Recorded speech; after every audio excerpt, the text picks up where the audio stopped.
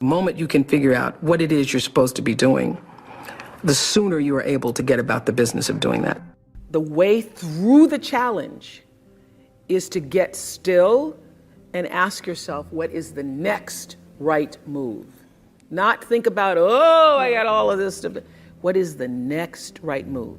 And then from that space, make the next right move and the next right move. And not to be overwhelmed by it, because you know your life is bigger than that one moment. You know you're not defined by what somebody says is a failure for you, because failure is just there to point you in a different direction. I've learned to appreciate living in the moment, and I ask that you do too.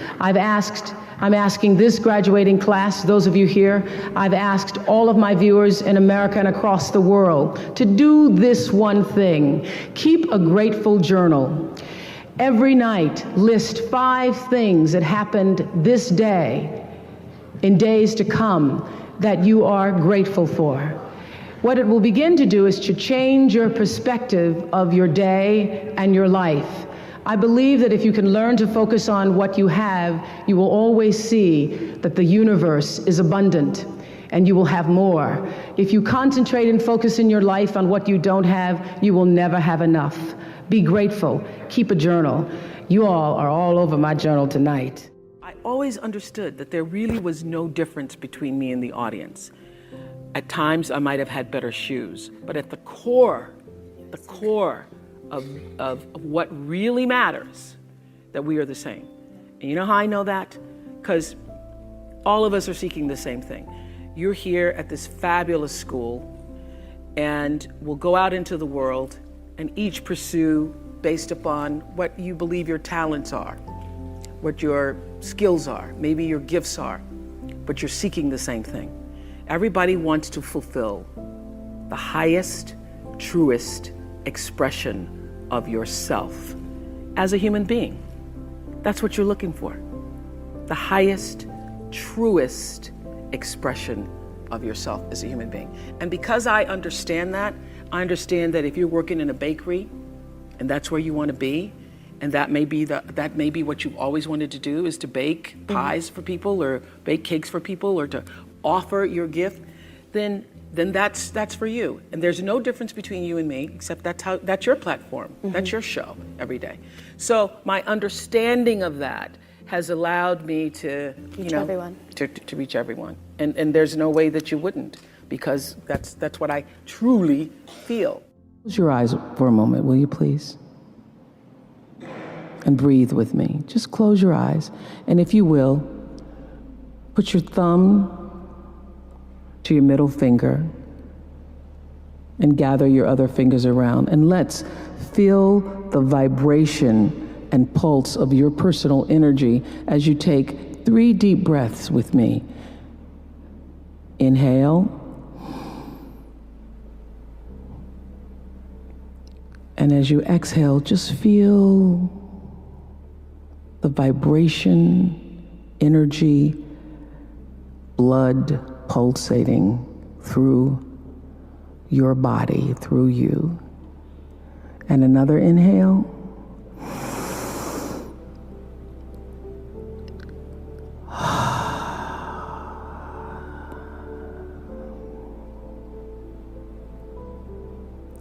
And another inhale.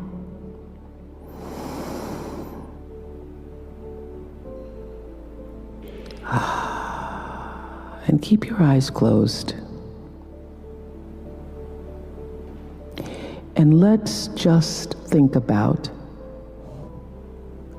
this day. This day that you have been graced to breathe in and out thousands of times. This day where many of those breaths were taken for granted. You just expected the next one to come. But the truth is, there's no guarantee that the next one comes. This day, how you started your day, what your thoughts were this morning, how you've carried yourself through this day. how you've been allowed to have encounters and experiences, some challenging, some more life-enhancing, that pushed you forward another day of being here on the planet Earth as a human being. Let's just think about that. After all you've been through, in this day alone, and the many days and years past, how you got here to this prestigious, esteemed university, the choices you made that have brought you to this day.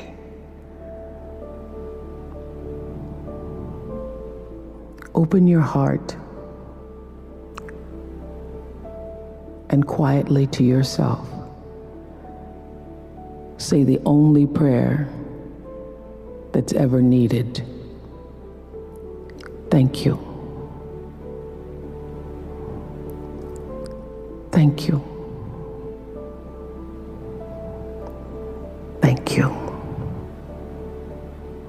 You're still here. And you get another chance this day to do better and be better. Another chance to become more of who you were created and what you were created to fulfill. Thank you. I say to my girls all of the time that your real work is to figure out where your power base is and to work on the alignment of your personality, your gifts that you have to give, with the real reason why you're here. That's the number one thing you have to do, is to work on yourself and to fill yourself up and keep your cup full. Keep yourself full. Now, I used to be afraid of that. I used to be afraid, particularly from people who say, oh, she's so full of herself. She's so full of herself. And now I embrace it. I consider it a compliment that I am full of myself. Because you only when you're full, I'm overflowing, my cup runneth over. I have so much to offer and so much to give.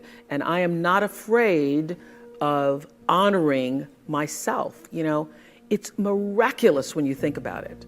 You know, because when I first started making money and it was, you know, my salary or my earnings were published all over the place. I mean, the first year I was like, really? Did I make that much money? Oh my God. It was very difficult for me to figure out where my boundaries were because I'd grown up poor and didn't have anything. So it's easy when you don't have anything and people ask you for money. And they say, I need $500. You say, I don't have it because I'm just trying to get my rent paid. It's harder when your multi-million-dollar salary is now in the paper and you get a lot of friends and cousins you didn't have before. So how do you set boundaries for yourself? I was having trouble setting boundaries for myself for even strangers. People would just show up at my door in Chicago and say, Oprah, I left my husband, please help me. And I would, because she knows I have it. So don't try that now though, okay? Don't try that now, I figured it out. So what I learned is that, the reason why people keep showing up is because my intention is to make them think that I'm such a nice person that you can ask me for anything, you can get me to do anything, I'm gonna say yes, I'm gonna say yes. So when Stevie called me this time, I thought I'd try out my first no on Stevie. Let's start big. He wanted me to donate some money to a charity, and I didn't want to donate to the charity because I have my own charities and I care about a lot of people, but the problem is when you have money, everybody thinks you just want to give to everything. So every letter I ever get starts with, we know you love the children. Yes, I do love the children, but somebody else is going to have to help the children. So I said to Stevie, no. And as a person who has that disease to please, I was waiting for him then to say, I will never speak to you again. I will never call you. I will never sing a song for you. And he didn't. He just said, okay. Okay? Okay, it's okay? He said, okay, check you later. And what I learned from that is, many times you will have angst and worry about things and put yourself in a state, like someone said this morning because their phone went off, they were mortified over a phone, I said, really? You will put yourself in a state when the other person really isn't even thinking about you. So learning that I could specifically determine for myself what the boundaries were for me, what I wanted to do, give my money, give my time, give of my service to who I wanted to give it to when I did, that I get to make that decision. And just because you get 100 requests a week doesn't mean you have to try to fulfill all of that. Just because you have all of these demands on your time and on you doesn't mean that you have to say yes. You get to decide because you're the master of your fate. The captain of your soul, as William Ernest Henley said in Invictus.